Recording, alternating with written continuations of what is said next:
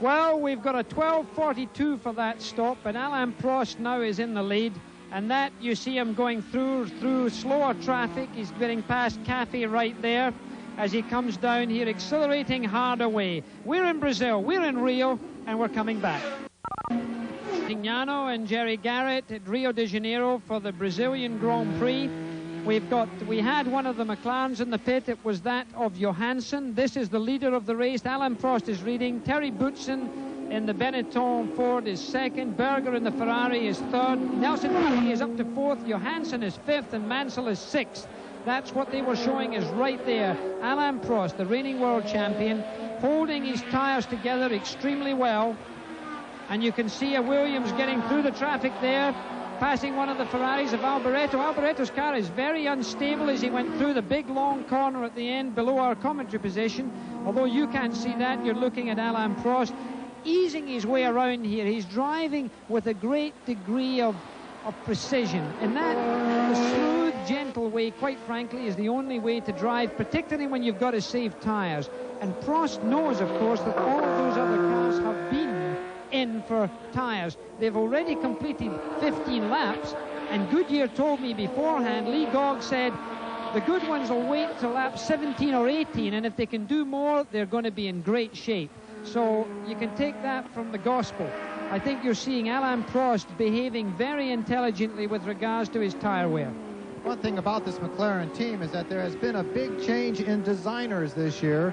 Gordon Murray has left the Brabham team and replaced John Bonnard, who actually brought Ron Dennis's McLaren team to so many championships over the past 3 or 4 seasons.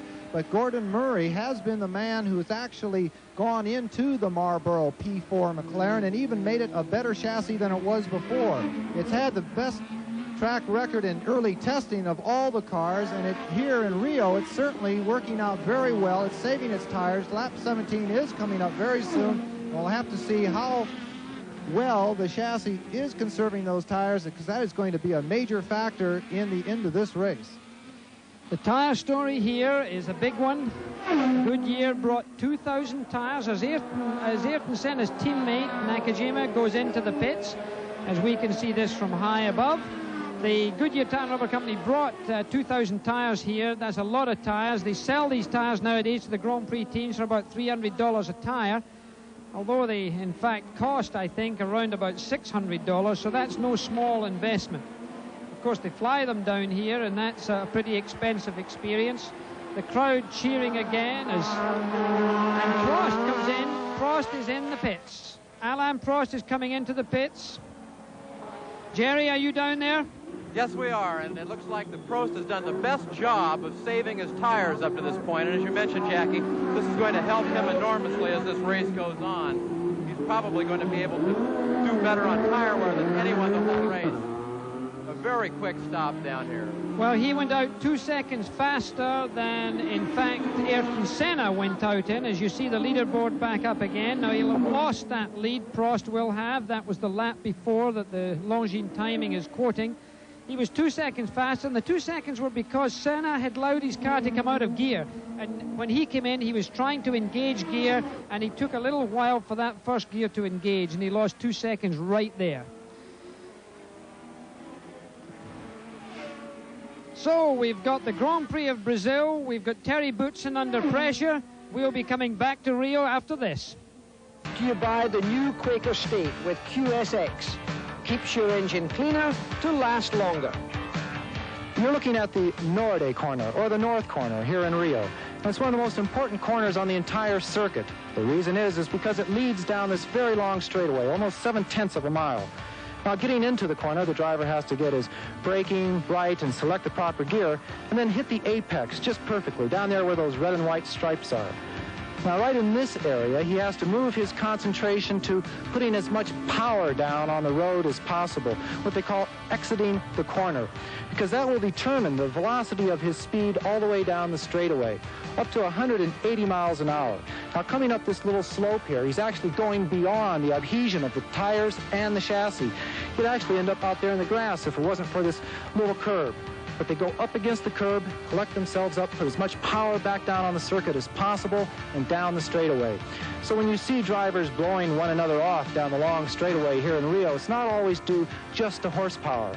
It can be due to how well they exit the north corner.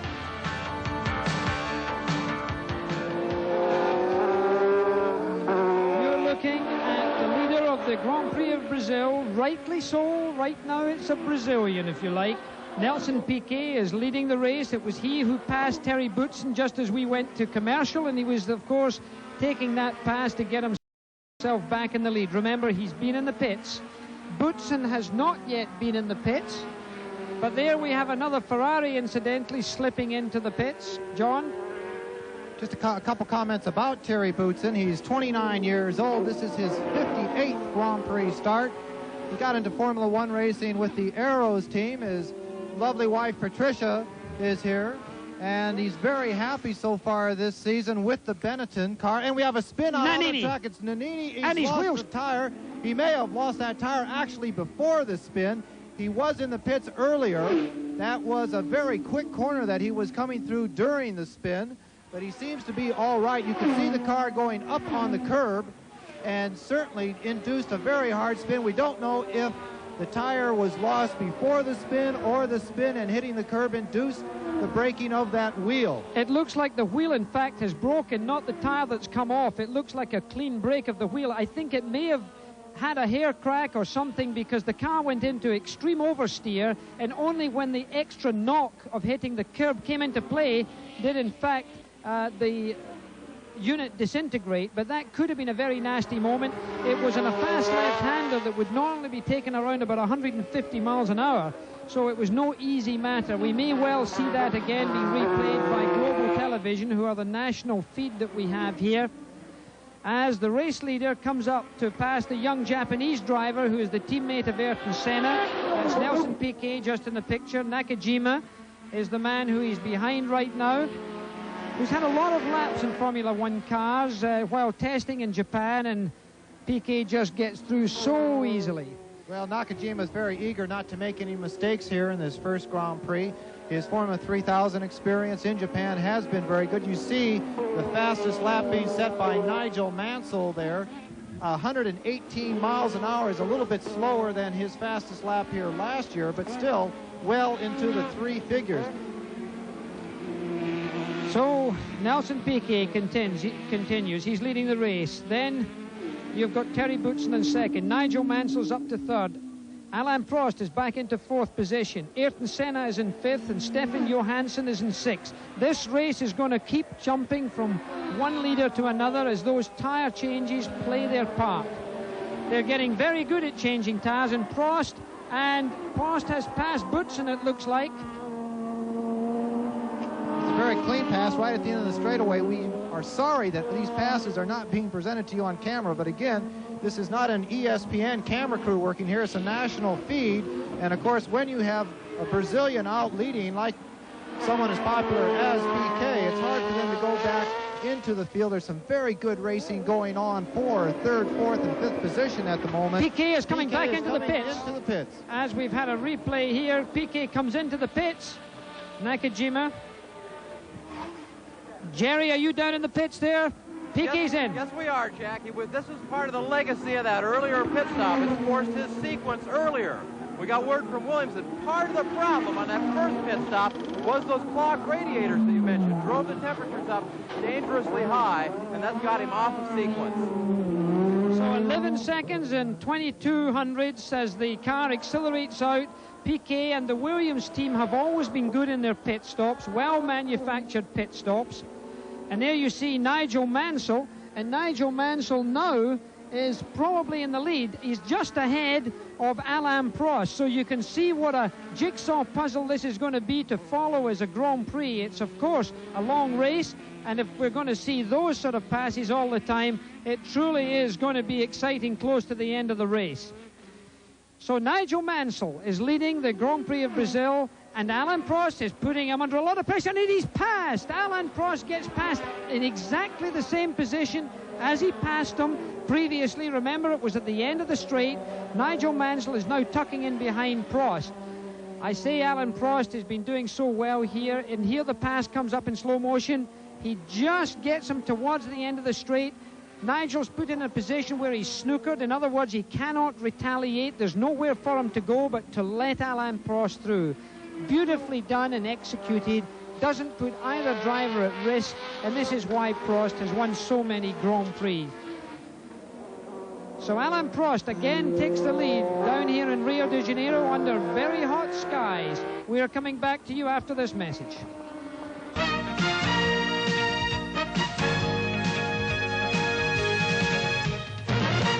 Visignano in the commentary position at the Grand Prix of Brazil in Rio de Janeiro. Down here, it's 20 minutes to 2 in the afternoon. Alain Prost, the reigning world champion and winner twice of this Grand Prix, is in the lead as Nelson Piquet comes into the pits one more time. Nigel Mansell's coming into the pits. Nigel Mansell in second position. Jerry? This is another one of those quick pit stops that they're hoping to get. They're hoping to make 3 of these tire stops all in less than 12 seconds. They figure if they can do that, they still have a chance to win the race. I don't know. That's a lot of time off the track. Well, practice is bringing perfection, John, because that was a 9.30 second pit stop. Any of the Indy teams would be very pleased with that if they were to change 4 pieces of rubber in that car at that time. We're looking now at Ayrton Senna.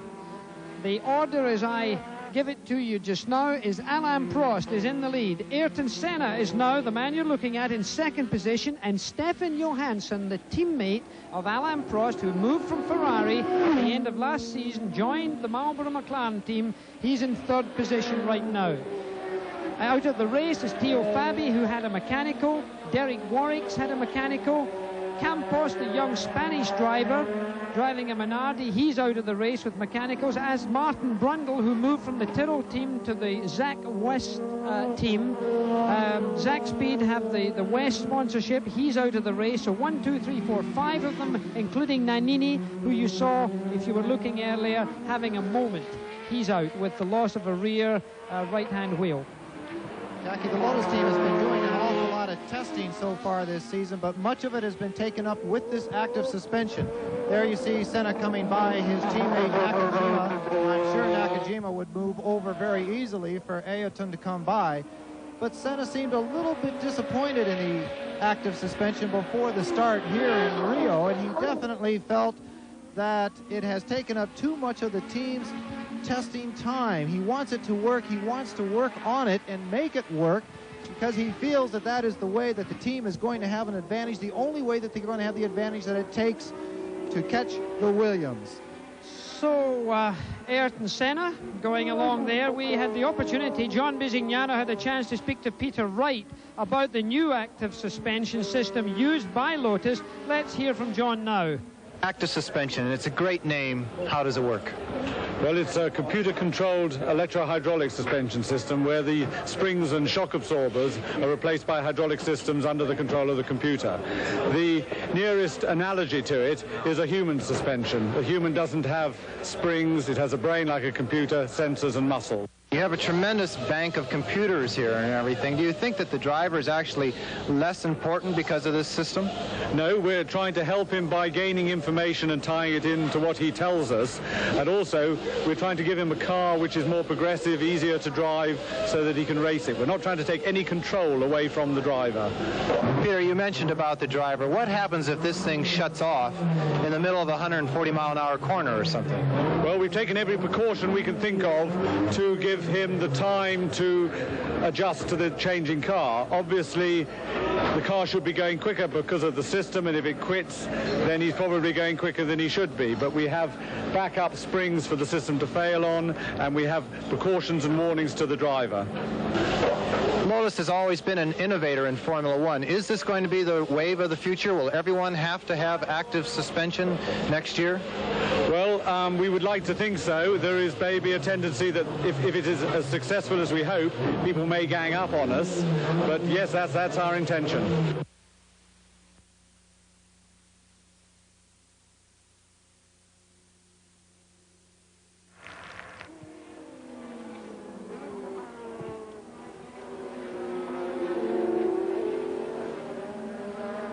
the battle you're looking at is really with the second and third cars in your picture. That's Stefan Johansson and the man immediately behind him, Nelson Piquet. This is for third position, this battle. So Piquet is now stalking Johansson, trying to get around Nakajima, the young Japanese driver who's come in to partner Ayrton Senna. Now they're entering an area of the track where they might be able to get Nakajima. Johansson pulls out. Piquet follows him. Watch Piquet try to duck in at the end of the straight. Will he get through or will he not? He's going to make an effort. He's going to draw alongside, and no! A brave man is young Stefan Johansson. 62 kilos of weight, but he's certainly got equipment on him in the way of courage that would suggest that he can close the door in front of a partisan crowd on, of course, Nelson Piquet. Not an easy move to make. Well, Stefan Johansson is from Sweden, and he's very happy to have this McLaren ride. They left it until the very last second to actually confirm this ride for Stefan Johansson. He had to wait all winter long and even almost until the springtime when he was by the Marlboro McLaren team. He has actually pulled a little bit out there on Piquet. When someone tries to put a pass like that, it upsets them just a bit, and he might have taken that back part of the course to get himself set again. But Nelson Piquet is looking to lead this race for the third time. He only has Stefan Johansson, Senna, and Prost in front of him.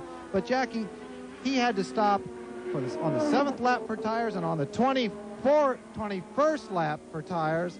And pretty soon these tires on this Williams car of Nelson Piquet would be coming up for maybe their third pit stop. He's driving the car extremely hard, as the leaderboard shows you: Prost, Senna, Johansson, Piquet, Mansell, and Berger. So they continue along here. It's a real sort of tortoise and the hare situation, and of course that's been because of the tire wear factor. In fact, Jerry Garrett's right down there with Lee Gogg of Goodyear, and of course that's the professor when it comes to tires. Jerry, down to you. Lee, what's the story on tires down here? Who's winning the tire war in the pits among the teams? Well, we had anticipated making 2 stops, and Williams came in very quickly. Actually, Piquet's problem was radiator, grass caught in the radiator, overheated. Now, evidently, Mansell has the same problem. So they're coming in about every 10, 15 laps to clear the radio. Right now, Alain Prost is in a driver's seat. He's made 1 stop, expects 1 more, and is still faster than everybody out there. So he's winning. You think Williams is going to have to stop too many times to have a chance to win the race? I expect them to stop 2 more times yet, which is going to, I think, hurt us. Okay, so that comes from Lee Gogg, and that's the situation as we know it right now. You can see, let's run down the field just for this moment while we have a moment. Alain Prost, Ayrton Senna's in 2nd place, Johansson's 3rd, Piquet's 4th, Mansell is 5th, Berger is 6th, Patrese now in the Brabham is up to 7th, Alboreto in the Ferrari is 8th, Terry Boutsen in the Benetton Ford is 9th, Eddie Cheever in the US F&G Arrow is 10th, and Nakasawa, the Japanese driver, Nakajima, is in 11th place. So that's as we have it right now, as again we look towards Nelson Piquet, stalking still Stefan Johansson. My, must he be glad to have that McLaren drive. Johansson, he left Ferrari. He was fortunate in the first place to get into Ferrari a couple of laps ago. And as I say that, we've got a situation here with a flat tire coming into the pits, Jerry, if you're listening. With Terry Boutsen, he's had some sort of failure in the rear end, and the tire is disintegrating as he drives into the pits. Are you down there?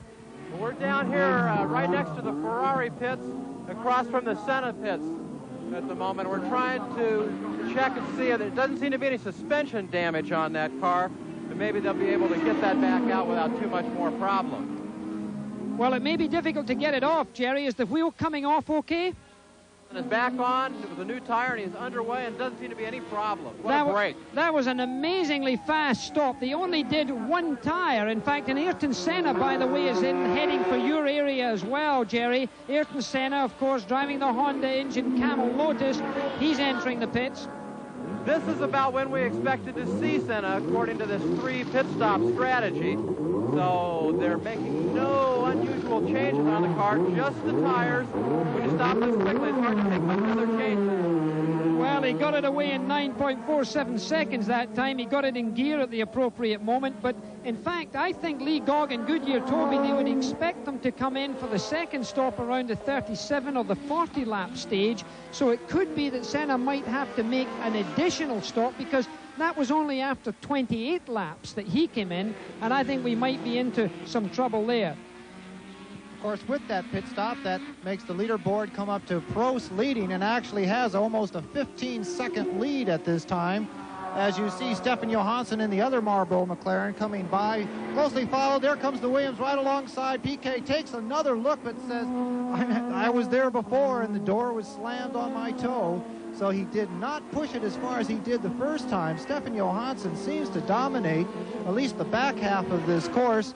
That area you see in the background there is a lagoon. That, in fact, the corner they're going through right now is called Lagoon. Here in Rio, the temperature is going up. We see it's 35 degrees here. It's 104 degrees. The cockpits can be 140.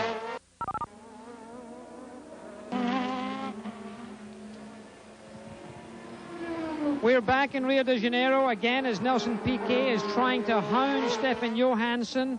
Johansson now is leading this Grand Prix.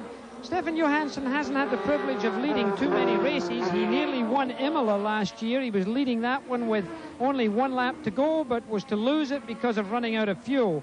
Now it's a question to see if he can keep his end up for the McLaren team, while his teammate Alain Prost has been in for his tyre stop. So I think we're going to see some good things from Stefan Johansson in this McLaren team this year. The team is very well set up. They did not win the Constructors' World Championship last year. That went to Piquet. And you see Piquet's car was moving around a lot on the road there. Look at him. He's losing grip and adhesion, whereas the McLaren just seems to be a lot more sure-footed.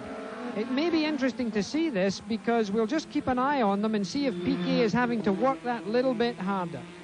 Stefan Johansson is 30 years old, from Sweden. You saw there just the Brabham tweaking again.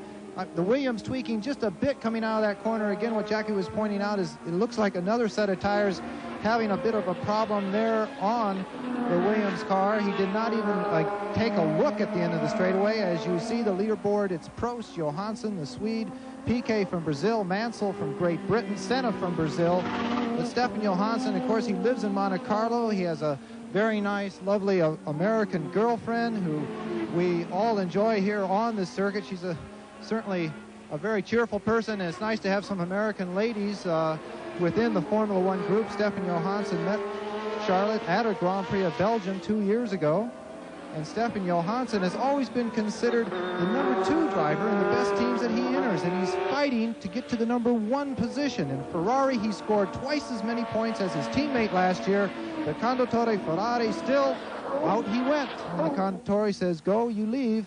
And in came Berger. So Stefan Johansson had that difficult winter that we talked about, waiting until February to actually be confirmed within certainly one of the best teams in Formula One, McLaren. Oh yes, one of the best too. I think the 2 teams to go for, if I were a driver right now, would be Williams and McLaren, not necessarily in that order.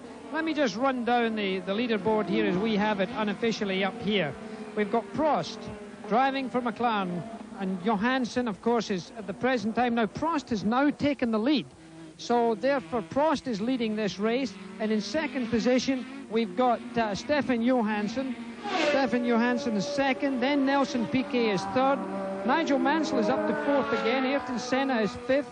Berger sixth. Then Patrese, driving the Brabham, is seventh. In eighth is Alboreto. Then ninth is Eddie Cheever, the young American, who was brought up in Phoenix, or born in Phoenix originally. Then Terry Bootson's in 10th position, and Nakajima is in 11th position. Alboreto has come into the pits for another set of tires, but it's Alain Prost who's absolutely dominating this race. He has almost a 14-second lead. He is out of sight of his teammate, as you see here, Stefan Johansson. He's looking in his mirrors at Piquet, but at the moment, Piquet cannot even challenge him, and he's actually losing ground. Piquet has to be looking at those tires and saying, oh, Lord, not another pit stop. That's going to cost him a good 45 or 50 seconds on the track. And he's definitely dropping back from Johansson. We've now passed the halfway stage in this Grand Prix of Brazil.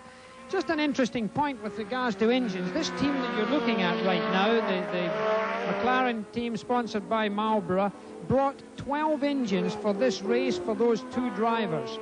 Give you some indication of the numbers involved here. Williams brought 12 Honda engines. Lotus brought 10 Honda engines. Ferrari brought 9 for themselves. Brabham have got 11 BMW engines. Ford brought 9 along. Tyrrell have 7. Chariot, the small team, very small team, what Campos was driving for, or rather the other young driver was driving for it, had only 2 engines. They came here with only 2 engines. Can you believe that? And that's a very small number of engines. March, who had to withdraw before the beginning of the race, blew all of their 3 engines and were unable to start. Arrows have got 11 engines. Zaxby brought 7. Osella brought 4 engines, and Minardi have 7. That's 104 engines came for this Grand Prix with 22 cars starting. That's an amazing number of engines. When you think of all the chassis and all the people, all the mechanics, there's a good 5,000 people coming just in the paddock for this particular race. That includes teams and journalists from all points of the world. Formula One Grand Prix racing, Alain Prost going by the AGS, driven by Pascal Fabre. I was waiting for your French pronunciation there. I would say Fabre, but Fabre is the French way to pronounce it correctly. And Pascal, his first year in Formula One, his first Grand Prix, actually. And that's the car you're looking at right now. It looks rather old-fashioned to me. It looks like one of the old Formula 5000 cars, which is slightly out of date. The car in the center of our picture is certainly not old-fashioned. That's right up to the state-of-the-art. This McLaren, over the last several years, it hasn't changed that much. This is the greatest change I've seen to the body work and the suspension, the rear end, the ducting, and again, that's all Gordon Murray moving from the Brabham team into the Marlboro McLaren team. John Barnard has engineered that team for the past several years with Ron Dennis, coming from the P4 team, the Formula 2 team that Ron Dennis headed up before he took over the McLaren Marlboro team. But certainly Gordon Murray has had a bit of a influence on the way this car looks. Gordon Murray was the gentleman who designed the very, very low Brabham last year, and you can see that the side pods of this McLaren are definitely lower, and now the Brabham, Jackie, is one of the tallest cars on the circuit, so they've gone from the ultra low to maybe a bit high. Yes, but they are doing reasonably well. Patrese is reasonably well placed. He's in 8th position right now, which is not all bad, and that's better than they've been doing for a long time. Piquet does not seem to be able to do anything about Johansson at all. So we're at Brazil. We have Alain Prost, the reigning world champion, trying to win yet another Grand Prix. The weather is warm, slightly overcast, and we'll be back. Jackie Stewart, John Bizignano and Jerry Garrett here in Rio de Janeiro covering the Grand Prix of Brazil. You're looking at the man in 2nd position right now, carrying the number 2 on his car. And that, of course, is Stefan Johansson. Boy child, they call him, or child boy, depending on where you come from. He's a sort of mischievous-looking little fella. Weighs 62 kilos, is almost Skelf-like, but is fit as a fiddle as he comes into the pits. He's coming into the pits right now. So our 2nd place car is coming into the pits as Nelson Piquet takes 2nd place. Jerry, are you down there? Yes, I am, Jack, and it looks like just a routine stop here as usual. The McLaren team looks very calm, very self-assured at this point. These guys seem to have everything going their way. Hands up, wheels on, car down, car out of the pits very quickly. Well, as he roars away there, that's him in good shape as he exits pit lane without any drama. That means that Piquet now is firmly into 2nd place as one of the Ferraris head towards pit lane. It's Berger, who of course left the Benetton team to go to Commendatore Ferrari. Every racing driver wants to go there. Nakajima is also coming in, or is that Ayrton Senna? Senna is coming into the pits. No, it's Nakajima. Nakajima. It's very difficult to tell this Dayglow yellow helmet from a white helmet from our position. Just speaking of our position, Jackie, over the past 2 seasons, we have somewhat describe the Brazilian broadcast as a third world broadcast, we must say that we actually have glass between us now, between the track and the cars, and that you have seen several Grand Prix from Brazil, but we're glad to say this may be the first one that you've ever heard. So it's a pleasure to be up in an air-conditioned booth with all the latest facilities. Thank you very much, Brazil. Absolutely, and there you see the gap between those two, the 31.5 seconds between Prost and Piquet. So we've got that. As Piquet we have almost a situation going round that final tight corner where he almost comes into contact with a slow-moving car. That could have been an expensive little kiss of wheels for Piquet in front of the main grandstand here. So Nelson Piquet trying to keep that car cool, trying to keep those tires cool, trying to coax himself all the way along. Nelson Piquet, if he could win this race, this would be a major issue for him. And here you see this pass. He gets underneath that driver. As he comes in, the other driver loses the rear end slightly and almost collides with them. So Piquet must have had a little breath of relief. He must have looked in that rear view mirror and I'm sure scowled. And in fact, he did it in front of his own pit crew. In that replay, Jackie, you actually saw Pascal Fabre wave the Williams car to the inside, but as he took his hand off the steering wheel, the back end came around and surprised both him and Piquet. Right now, the leaderboard shows Alain Prost with almost a 27-second lead over second place Nelson Piquet, Johansson, Mansell, and we have coming into the pits. We see the leader coming into the pits right now. Jerry, I think you should be right across from that position. Alain Prost down here making another one of his routine pit stops. All four tires going off. The next four going on. Drew's hands are up, the car's down, and he's away. Looking at my watch, I'd say that's probably less than 12 seconds. Well, it was 10.56 seconds, and it was a real fast, full service stop he had there. He had his windshield wiped, he had his oil checked almost. It looked like they just missed out the battery because they wiped down the mirrors and did everything else. Very impressive pit stop by the ever-efficient team. So that was an impressive one for them. You saw the smoke coming up from the brakes of that McLaren as he came into the pits. This particular circuit is not so tough on brakes, although it's very hot outside and they do brake hard into several corners. The straightaways are long enough to where the air ducts can fill themselves full of air at very high speeds, 140, 160, 185 miles an hour on the longest straightaway here. It allows the brakes to cool down, but still, just in that second that he stopped, you could see this red-hot disc glowing in the pits and the smoke coming up from them. Okay, so there you see Alain Prost back again in the lead. This is almost like a NASCAR stock car race. There's so many lead changes. He says he's the current leader in the graphic that Global Television have put up for us, and that's important because we've had more lead changes in this Grand Prix, and I haven't counted them, than any Grand Prix I think that I can remember. It's just constant change. It's very difficult for us, even up here with the lap chart, to keep pace with it. Well, a lot of them have come because of pit stops, but they have also come because of just hard driving at the very beginning of this particular race. Their drivers were coming back and forth, changing, under braking in the corners everywhere they could. But the pit stops have been the big story so far here in the heat of Rio. We are, of course, at Rio de Janeiro for the Grand Prix of Brazil. Jackie Stewart and John Bisignano will be back.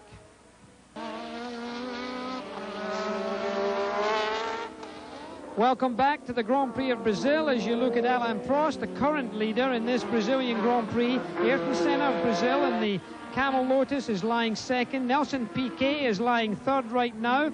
Fourth place is Stefan Johansson from Sweden in the McLaren. In fifth place, Nigel Mansell of Great Britain in the Honda Cannon Williams. Then Eddie Cheever in the USF&G Arrow is up to sixth place. Berger in the Ferrari is seventh place. Alboreto is eighth. Patrese is ninth.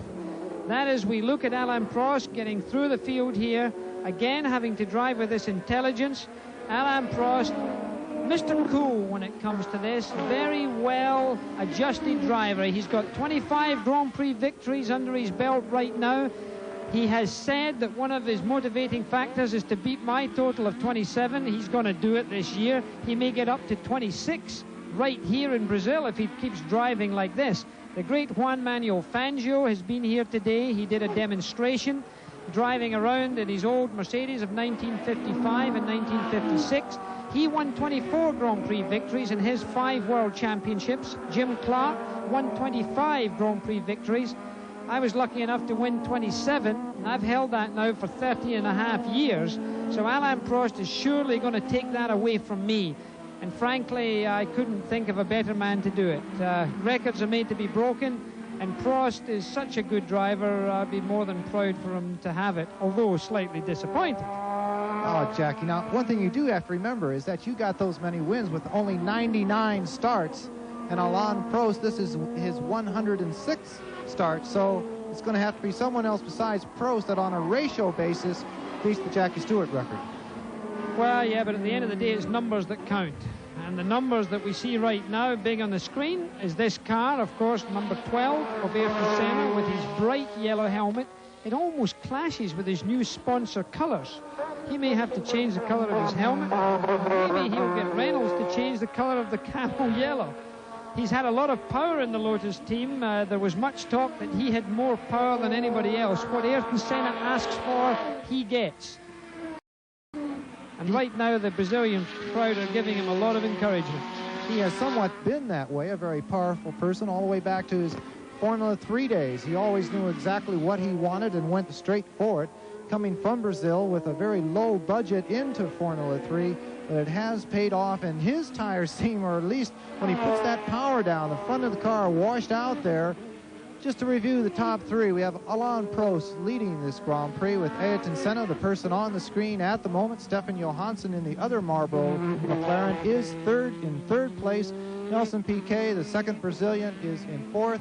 Nigel Mansell, the gentleman who really deserved to win the championship last year, is in 5th. Berger, the new driver entering the Ferrari camp, is in 6th. We had Eddie Cheever in 6th in the USF&G Aeros team, but he came in for a pit stop, and he seems to be circulating even quicker than before, so we hope Eddie can at least score in the points. The points start from 1st and go down to 6th place, as you see the leaderboard here from a very warm Brazil. Unfortunately, the camera that we had mounted in one of the cars driven by the young Japanese driver Nakajima was unfortunately rendered useless after only a few laps. They still have not got those cameras quite as reliable as they should be.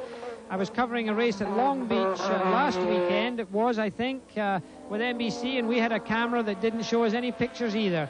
We still have a lot to do in this field. Of course, tremendous electrical interference and a lot of heat put onto those cameras from the tight confines of the cockpit and the engine cowling. You might look at that McLaren of Prost right now. Just in front of the driver, you see an antenna, an aerial sticking up, and it's absolutely in front of the driver's eyes. A lot of people would see it to be very disconcerting as he gets prepared